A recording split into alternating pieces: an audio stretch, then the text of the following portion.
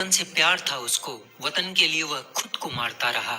वतन की मिट्टी का कर्ज था उस पर और लहू के आखिरी कतरे से भी वह इस कर्ज को उतारता रहा। नमस्कार दोस्तों, में दो लड़के अक्सर एक साथ देखे जाते थे। दोनों लड़के ग्राउंड पर एक साथ पसीना बहाते, एक साथ घर से आते और जाते और दोनों का सपना था कि तेज गेंदबाज बनकर भारत के लिए क्रिकेट खेला जाए। लेकिन वक्त ने एक की ख्वाहिश को मुकम्मल किया और दूसरे की ख्वाहिश अधूरी रह गई। वे दो लड़के कोई और नहीं बल्कि कपिल देव और योगराज सिंह थे। जहां कपिल का करियर बेहद शानदार रहा, वे भारतीय टीम के कप्तान बने और 1983 का विश्व कप जीतकर भारतीय क्रिकेट के इतिहास में हमेशा हमेशा के लिए अमर हो गए। वहीं योगराज का करियर सिर्फ एक टेस्ट मैच और 6 ओडीआई मैच खेलकर समाप्त हो गया। योगराज सिंह का टूटा हुआ सपना और उनका यह क्रिकेट का अधूरा सफर अक्सर उनको परेशान करता था, जिसे सोचकर वक्त बे वक्त उनकी आंखें भर जाया करती थी। उसी भूतपूर्व क्रिकेटर योगराज सिंह के घर में 12 दिसंबर 1981 को चंडीगढ़ में एक बच्चे का जन्म होता है, जिसे पूरी दुनिया भविष्य में युवराज सिंह के नाम से जानने वाली थी। वैसे तो युवराज सिंह बचपन से टेनिस और रोलर स्केटिंग जैसे खेलों में दिलचस्पी रखते थे। युवराज सिंह ने रोलर स्केटिंग में अंडर 14 नेशनल चैंपियनशिप भी जीती थी। लेकिन युवराज सिंह जब इस मेडल और ट्रॉफी को लेकर के घर पहुंचे तो उस मेडल और ट्रॉफी को देखकर पिता योगराज सिंह के चेहरे पर ना तो कोई खुशी थी और न ही उनकी आंखों में कोई चमक। पिता योगराज ने युवराज के हाथों से वह मेडल और ट्रॉफी लेकर एक मेज के किसी कोने पर रख दिया और युवराज को अपने पास बैठाकर युवराज को एक कहानी सुनाई। उस कहानी में उस पिता के अधूरे क्रिकेट करियर का जिक्र था। उस कहानी में उस पिता की आंखों में बेटे को क्रिकेटर बनते हुए देखने का सपना था। इस कहानी को सुनाते सुनाते योगराज सिंह की आंखों में उमड़े आंसू, उनकी भीगी पलकें और उनका उदास चेहरा देखकर अब बेटे युवराज सिंह को समझ में आ गया था कि एक बाप ने बेटे को लेकर क्या सपने देखे हैं। और वो बेटा बेटा क्या जो बाप के आंसुओं को ना महसूस कर सके, वो बेटा बेटा क्या जो बाप के उदास चेहरे को ना पढ़ सके, और वो बेटा बेटा क्या जो बाप के सपनों को ना पूरा कर सके। Yuvraj Singh is Yuvraj Singh's dream. Yuvraj Singh is Yuvraj Singh's dream. Yuvraj Singh is Yuvraj Singh's dream. खैर, पिता की उस कहानी को सुनने के बाद उसी दिन से प्रारंभ हो जाती है टेनिस में दिलचस्पी और रोलर स्केटिंग में मेडल जीतने वाले युवराज के क्रिकेटर बनने की कहानी। इस घटना के बाद युवराज ने क्रिकेट को अपना सपना बनाकर मिट्टी में अपना पसीना गिराना प्रारंभ कर दिया। एक दिन युवराज सिंह पटियाला के महारानी क्लब में प्रैक्टिस कर रहे थे। संजोग से उस समय भारत के सलामी बल्लेबाज नवजोत सिंह सिद्धू भी वहां मौजूद थे। युवराज के पिता योगराज ने सिद्धू से कहा कि जरा देख कर बताओ कि मेरा बेटा कैसा खेलता है। सिद्धू ने कुछ देर तक युवराज सिंह को बल्लेबाजी करते हुए देखा और कहा कि आप युवराज पर व्यर्थ ही अपना समय गंवा रहे हो। युवराज तो क्रिकेट के लिए बना ही नहीं है। सिद्धू के द्वारा कही गई यह बात जब युवराज को पता चली तो युवराज सिंह इसके बाद युवराज के खेलने, कूदने, उठने, बैठने, खाने, पीने, सोने, जागने, युवराज के जर्रे जर्रे में सिर्फ और सिर्फ क्रिकेट का जिक्र होता था। See, in his younger days, he was like 8 to 9 hours on the field with his father. It had a very rigorous training. युवराज के इस अथक परिश्रम का परिणाम आप लोगों ने युवराज की फील्डिंग में देखा होगा कि अगर युवराज फील्ड के किसी भी कोने में खड़े होते थे तो दुनिया के किसी भी बल्लेबाज की क्या मजाल जो उस चीते के सामने से एक रन भी चुरा ले। खैर, युवराज की मेहनत दिन प्रतिदिन रंग लाई और अंडर 14, अंडर 16, प्रथम श्रेणी कूच बिहार और रणजी के रण से निकलकर चंडीगढ़ का वह युवराज साल 2000 में हो रहे अंडर 19 विश्व कप के लिए सिलेक्ट कर लिए गए। मोहम्मद कैफ की कप्तानी में खेले गए इस विश्व कप में युवराज ने गेंद और बल्ले से खूब धूम मचाया। युवराज ने इस विश्व कप में 7 इनिंग में बल्लेबाजी करते हुए 103 के स्ट्राइक रेट और लगभग 34 के औसत से कुल 209 रन बनाए और गेंदबाजी करते हुए 12 विकेट चटका डाले। युवराज के इस हरफन मौला खेल के कारण युवराज को प्लेयर ऑफ द टूर्नामेंट के खिताब से नवाजा गया। भारत ने श्रीलंका को पराजित करके साल 2000 का यह अंडर 19 विश्व कप अपने नाम किया। युवराज सिंह के इस परफॉर्मेंस ने भारतीय सेलेक्टर्स का दरवाजा सिर्फ खटखटाया ही नहीं था बल्कि उस दरवाजे को तोड़ कर रख दिया था। लिहाजा मात्र 19 साल की उम्र में इस युवा युवराज को भारत की तरफ से खेलने का मौका मिल गया।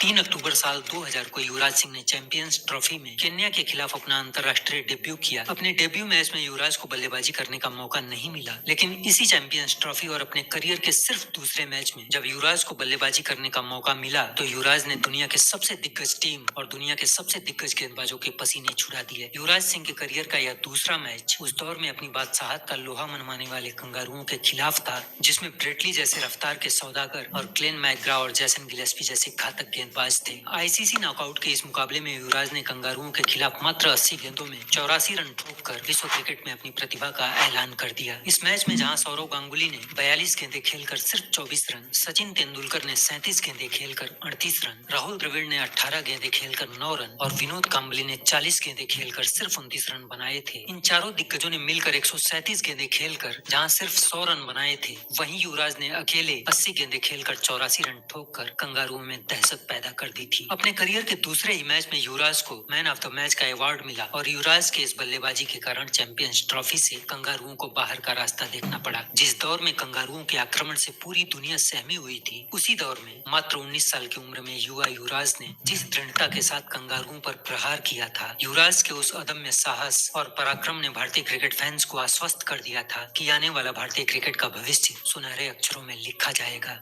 और 13 जुलाई 2002 को एक ऐसी घटना घटी जिसने युवराज सिंह को भारतीय क्रिकेट का ध्रुव तारा बना दिया।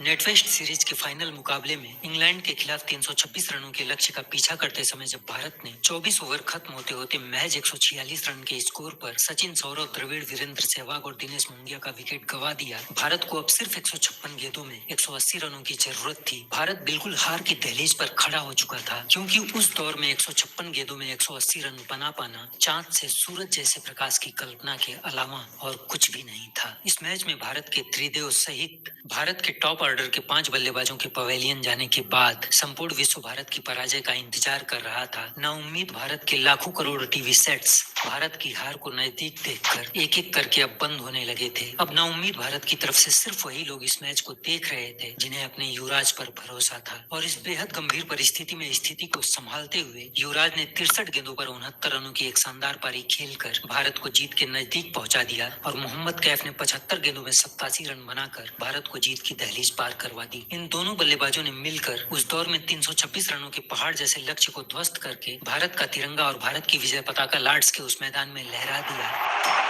He runs down towards long on to celebrate. England can't believe it. Attention to lead in the Indian dressing room now. They've played the best cricket in this series. It's Ganguly with his shirt off, Flintoff style this time.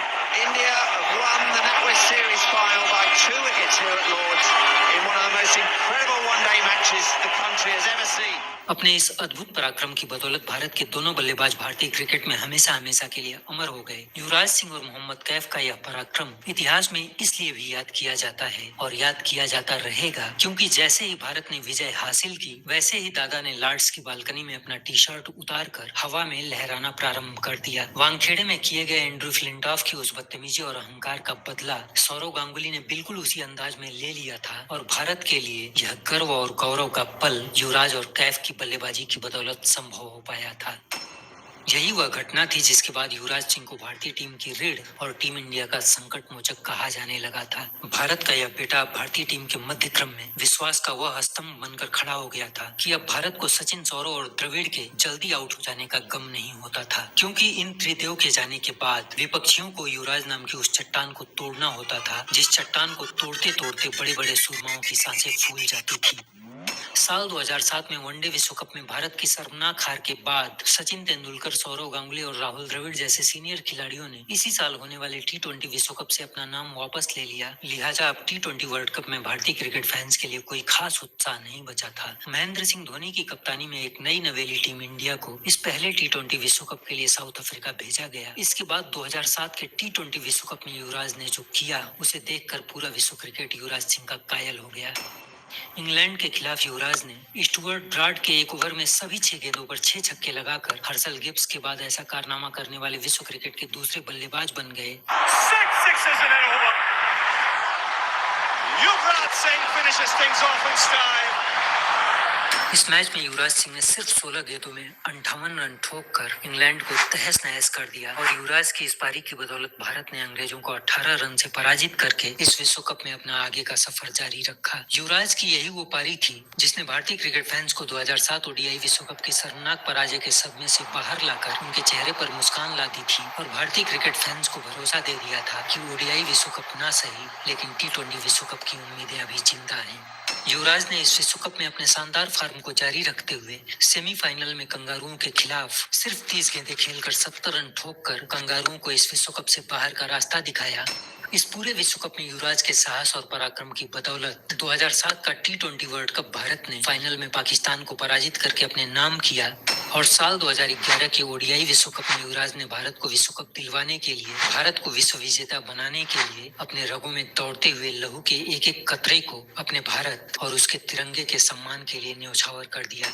2011 के इस विश्व cup में युवराज की West Indies के खिलाफ वो पारी भला कौन भूल सकता है, जिसमें कैंसर से लड़ते हुए युवराज ने 113 रनों की विध्वंसक पारी खेली। जिस मैच के दौरान युवराज की आंखों के सामने अंधेरा छाता रहा, युवराज बार बार अपने सीने में उठ रहे दर्द से तड़पते हुए जमीन पर बैठते रहे, खून की उल्टियां करते रहे, लेकिन फिर भी युवराज भारत के लिए खेलते रहे, क्योंकि युवराज ने इस विश्व कप को अपने जीवन से ज्यादा अहमियत दे दी थी। युवराज बिना कोई चेकअप करवाए, बिना कोई मेडिसिन लिए इस दर्द और इस जानलेवा बीमारी को अपने सीने में पालते रहे और भारत के लिए खेलते रहे। इस विश्व कप के सेकंड क्वार्टर फाइनल में युवराज ने गौतम गंभीर के साथ मिलकर अजेय और अपराजेय कंगारुओं के प्लेयर ऑफ द टूर्नामेंट का खिताब जीता। युवराज सिंह इस विश्व कप में भारत की तरफ से अकेले 4 बार मैन ऑफ द मैच चुने गए। इस विश्व कप में युवराज सिंह की भूमिका का अंदाजा आप इस बात से भी लगा सकते हैं कि युवराज ने बल्लेबाजी करते हुए एबी डिविलियर्स से ज्यादा रन बनाए थे और गेंदबाजी करते हुए डेल स्टेन से ज्यादा विकेट लिए थे। मतलब साफ है कि विश्व क्रिकेट के इन 2 महान खिलाड़ियों से बेहतर अपने युवराज अकेले खेल रहे थे, और वो भी कैंसर जैसी जानलेवा बीमारी, दर्द और असहनीय पीड़ा के बावजूद। जी, भारत ने अब तक 2 वर्ल्ड कप जीते हैं। एक 2007 में T20 वर्ल्ड कप जीता था, फिर 2011 में। और यूवी को मैं जब मिलता हूँ मैं हमेशा यही बोलता हूँ कि तेरी वजह से हम वर्ल्ड चैंपियन हैं। शायद 2 वर्ल्ड कप अगर किसी ने जिताए हो वो युवराज सिंह थे। मुझे लगता है कि व्हाइट बॉल क्रिकेट के सबसे बेहतरीन बल्लेबाज हिंदुस्तान की हिस्ट्री में अगर कोई हुए हैं तो वो युवराज सिंह। 28 साल बाद भारत को ओडीआई विश्व कप दिलवाने में अपनी भूमिका निभाकर संपूर्ण भारत की आंखों में खुशी और अपने जीवन में असहनीय दर्द लेकर युवराज अपने बाएं फेफड़े में कैंसरग्रस्त ट्यूमर के इलाज के लिए अमेरिका चले गए। साल 2011 में भारत के विश्व विजेता बनने के बाद संपूर्ण भारतीय क्रिकेट फैंस की धड़कनों में युवराज धड़कने लगे थे, लेकिन अब युवराज की धड़कनें डॉक्टरों के हाथ में थी। युवराज के कैंसर की खबर जब मीडिया के माध्यम से लोगों तक पहुंची तो सबकी आंखें भारतीय क्रिकेट के इस अमूल्य धरोहर के लिए नम हो चुकी थी। पूरा भारत अब अपने चहेते युवराज के लिए भगवान से मन्नतें मांग रहा था। भगवान ने सबकी मुरादें पूरी की और भारत का वह योद्धा कैंसर जैसे जानलेवा दुश्मन से अपने जीवन की जंग जीतकर अपने वतन वापस लौट आया। युवराज सिंह ने अपने अंतर्राष्ट्रीय करियर के तीनों फॉर्मेट में कुल मिलाकर 11,778 रन बनाए और कुल 148 विकेट चटकाए, और 10 जून 2018 को युवराज सिंह ने अपने संन्यास की घोषणा करके अपने शानदार करियर का अंत कर दिया। नेटवेस्ट सीरीज की वह गौरवमयी जीत, 2007 के T20 विश्व कप की वह ट्रॉफी और 28 साल के लंबे इंतजार के बाद भारत को विश्व विजेता बनाने में युवराज, आपके त्याग और आपकी तपस्या को यह देश और इस देश की आने वाली पीढ़ियां सदा सर्वदा। तो फ्रेंड, कैसी लगी ये स्टोरी? अगर स्टोरी अच्छी लगी हो तो वीडियो को लाइक, शेयर और सब्सक्राइब जरूर कीजिएगा। नमस्ते, जय हिंद, जय भारत के लिए याद रखो।